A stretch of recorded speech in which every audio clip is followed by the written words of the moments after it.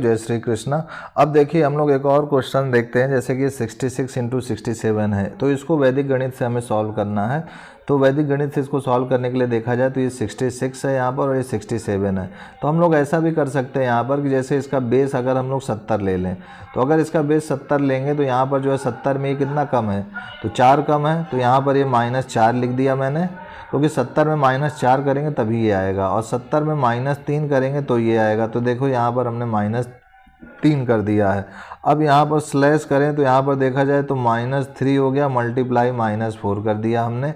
और यहाँ पर देखा जाए तो ये जो है हमारा बेस कितना है, 70 है सब बेस, और बेस हमारा कितना है, बेस हमारा जो है 10 है, और ये जो सब बेस है वो 70 है। तो हमारा बेस नंबर कितना हो गया, 70/10, तो ये 7 आ गया। तो 7 पहले यहाँ पर गुणा में लिखेंगे, और इन दोनों को सॉल्व करने पे जो आएगा या इन दोनों को सॉल्व करने पे जो आएगा वो सेम होना चाहिए। तो 66 में 3 घटाए तो 63 आएगा, 67 में 4 घटाए तो भी 63 आएगा।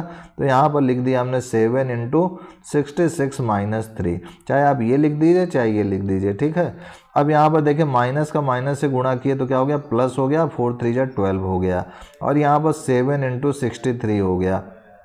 अब 7 का 3 से गुणा किया तो 7 3 जा 21, 1 2 कैरी, 7 6 जा हमारा 42 हो गया, 42 और 2 हो गया हमारा 44, और ये हो गया हमारा 1 2।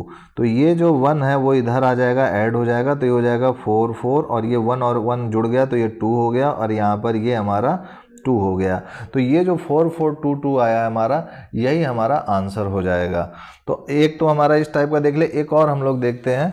तो एक और देखते हैं, जैसे कि हमारा मान लीजिए कि ये 64 है और एक जो है हमारे पास 58 नंबर है, इनका अगर हमें करना हो, सॉल्व करना हो, तो यहाँ पर देखा जाए तो अगर मैं इसका बेस 60 लूँ तो यहाँ पर देख सकते हैं एक प्लस में आएगा और एक माइनस में आएगा।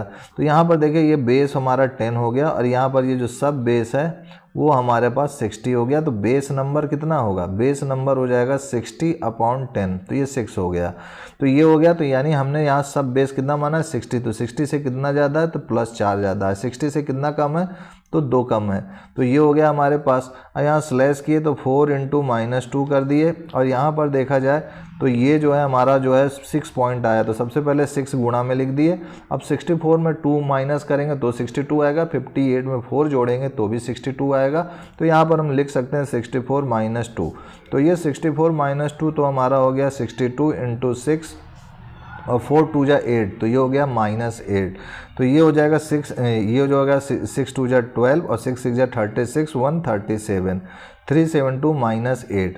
अब ध्यान रखिएगा कि ये 372 - 8 आ चुका है। तो यहाँ पर जो हमें एक ट्रिक लगानी होगी कि यहाँ पर सबसे पहले 372 को मैं क्या लिख सकता हूँ, 371 + 1, ठीक है।